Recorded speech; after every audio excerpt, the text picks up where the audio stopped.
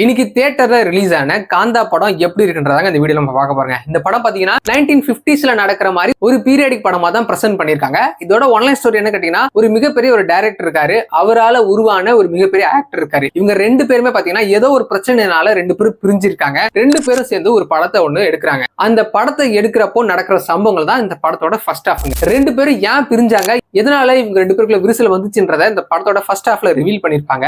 அதே டைம்ல இன்டர்மிஷன்ல ஒரு மர்டர் நடக்குங்க. அந்த மர்டர் நடந்ததுக்கு அப்புறம் அந்த மர்டருக்கு பின்னாடி இருக்கிற காரணம் என்ன, யார் அந்த மர்டர் பண்ணது, எதனால இந்த மர்டர் நடந்துச்சுன்றத கிளைமேக்ஸ்ல செம்ம ட்விஸ்ட் அண்ட் டர்னிங்கோட ரிவீல் பண்ணிருக்கிறதா இந்த படத்தோட கிளைமேக்ஸ்ங்க.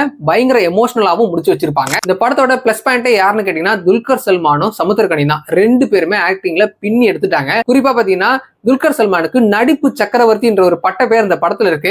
அது ஏன் வச்சாங்கன்றத இந்த படத்தோட கிளைமேக்ஸ்ல ஒரு ஷூட்டிங் சீன் வருங்க. அதை பார்க்கும்போது உங்களுக்கு தெரியும், மிரட்டி விட்டுட்டாரு. மத்தபடி நடிச்ச எல்லாருமே பாத்தீங்கன்னா அவங்களுக்கு என்ன தேவையோ படத்துக்கு அவங்க பயங்கரமாவே நடிச்சு கொடுத்தாங்க. குறிப்பா ஹீரோயினோட நடிப்புலாம் சூப்பரா இருந்துச்சு. டைரக்டருடைய டெபியூட் பிலிம் மாதிரி இந்த படத்தை பார்க்கும்போது தெரியலீங்க. ஏன்னா ஆர்ட் ஒர்க் எல்லாம் பாத்தீங்கன்னா செம்மையா இருந்துச்சுங்க. சென்னை 1950s எப்படி இருக்குமோ அதை நமக்கு பயங்கரமா பிரசன்ட் பண்ணிருப்பாங்க. விஎஃப்எக்ஸ்ல எந்த ஒரு குறையுமே சொல்ல முடியாது. படத்துல முகம் சுளிக்கிற மாதிரி எந்த ஒரு சீனுமே கிடையாது. ஃபேமிலியோடவே இந்த படத்தை நீங்க தியேட்டர்ல பார்க்கலாம். மிஸ் பண்ணாம இந்த படத்தை ஃபேமிலியோட தியேட்டர்ல ட்ரை பண்ணி பாருங்க.